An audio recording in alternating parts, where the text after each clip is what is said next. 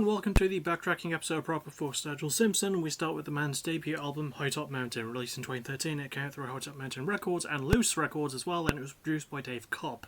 Real quick before I actually talk about the album, I do want to explain the album title's meaning as well as the record label title's meaning, I guess, in High Top Mountain. It refers to a place in Jackson, Kentucky where a lot of Sturgill's family members are buried, so it is a title that has a lot of weight when you really think about it that way. And it's just something I really want to bring up because it's not something you really see often, but to not just name an album after that, but a label after that too, like that's just kind of cool. It's a really nice way to honour his family. So now we actually get to talk about the album, and I like the fact that he got a lot of really good help from people who are sort of in his like similar musical circle, like Dave Cobb, who produced the album, does provide some guitar on one of the songs. There's also the departed Hargus Pig Robbins. May he rest in peace, Robbie Turner, Chris Powell, a lot of people who helped him with it, and it does add a lot to the sound. It's a lot more dynamic than I was expecting from country of all genres, and it's like, I know you could make that joke about, like, I listen to everything except for rap and country a lot because it all sounds the same. It doesn't. Sturgill actually makes an effort to make it sound different and gives it a bit more meaning to the weight, you know? He talks about things like, it's not the stereotypical country stuff. He talks about things like his family passing, the life he's led, how he thought he wouldn't really get to this point because he felt like he was too old. And yeah, it's an interesting stance to take and not really one that's been taken often in this genre of all genres, so I really appreciated that he actually went for that. Also, in terms of production, I like the musical elements that they add. There's some really nice bits of piano and keyboard and lap steel guitar, just some really nice things that really help to fill out the sound. It's paced quite nicely as well, and it does have a lot of emotional heft to it. It's honestly a really well put together album, and I don't think people would have expected something like that. I know I wouldn't have, because like I still do live in that sort of stereotype of country sometimes, but you know what? It does the album a massive service, and the album does sound ultimately great at the end of the day. My favourite song goes to Hero, and honestly, yeah, I can't really say anything good about the album that I haven't said before, but really like how it's put together. The emotion behind it is not lost at all, and it's different for the style as well, and I think that's the thing people highlighted back when it was released, and I'm highlighting it too because it's definitely worth bringing up. Next is his second album, Metamodern Sounds in Country Music, released in 2014. It has the same labels and the same producer, singular. So I couldn't really find much about what happened in the time between his debut and this one, but considering that this album came out a year after the previous one, that's probably why there wasn't really a lot done. However, after this album he would get a bit more famous and start touring a little bit more, but that's something we'll cover when we talk about his third album. But much like his debut, this album actually has a lot of experimenting with it, a little bit more at times. There's more like finagling with the timing of certain songs on the album, which I actually quite liked. It does feel a little bit like some of them are over a bit too fast, but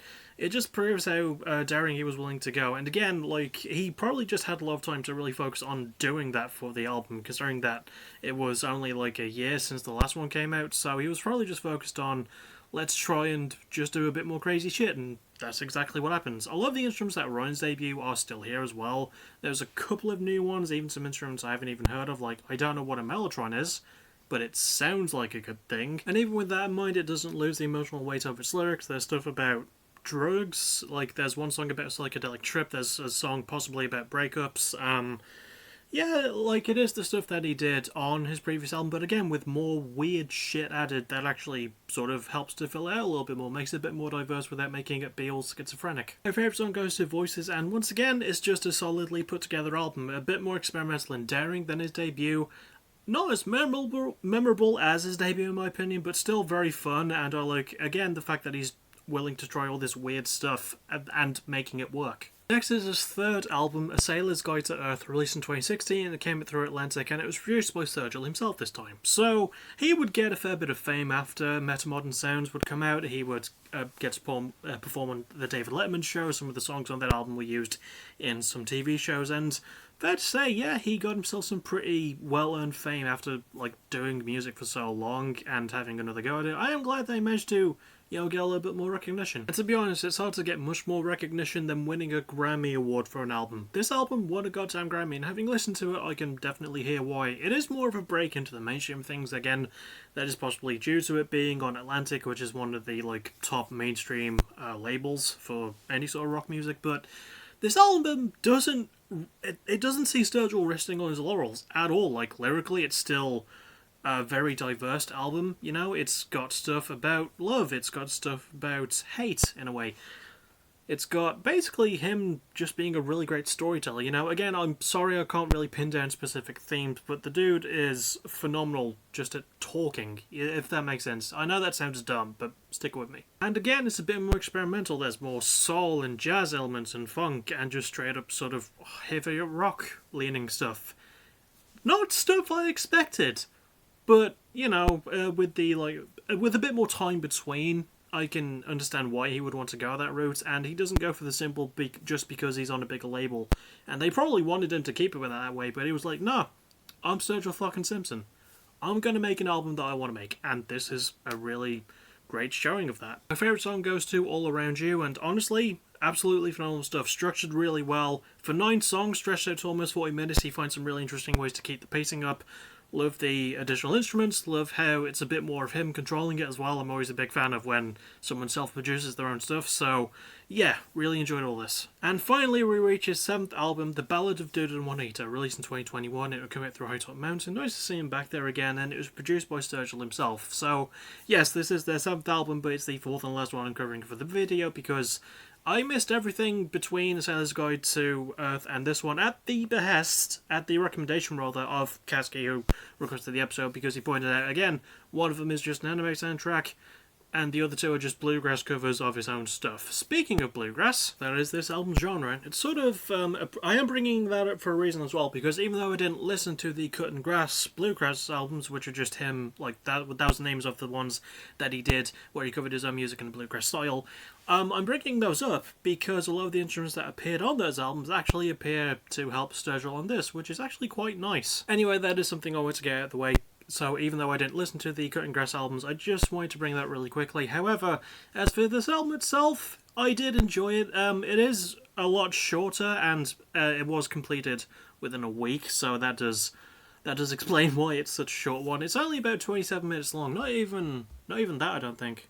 27:46. So yeah, it is over 27 minutes long, but it's still got a lot of fun in it, and it's a short concept album about 2 people named Dude and Juanita who are lovers, and it's a very nice album. I actually looked more into lyrics of this one. I like the themes of romance that ran through it. I enjoyed that aspect a lot more than I thought it would, and again, it's something that Sturgill doesn't really do, and I like the fact that this album is a bit more stripped back compared to Sailor's Guide to Earth, but then again, I didn't listen to the anime soundtrack or the bluegrass covers, and I wouldn't even call myself the biggest bluegrass fan.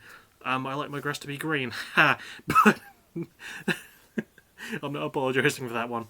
But this was still a really good and fun album, really fleshed out despite it being so short. My favourite song goes to Juanita featuring Willie Nelson, who he did open for as well at some point after Sailor's Guide to Earth. I did forget to mention that until now, but now I've mentioned it, so fewer people should be able to get mad at me. Yeah, it's an absolutely phenomenal album, and I say that we go to the outro, but really love this. Short, sweet, really fun, and just really nice vibes. I felt the really good vibes. And that's it. That is another another artist in the books for Backtracking. Hard to believe there's only 2 more now, which are The Strokes, as requested by my friend Jack Steele, which will be the next episode I'll be doing, and then the finale after that, which will be Dinosaur Jr.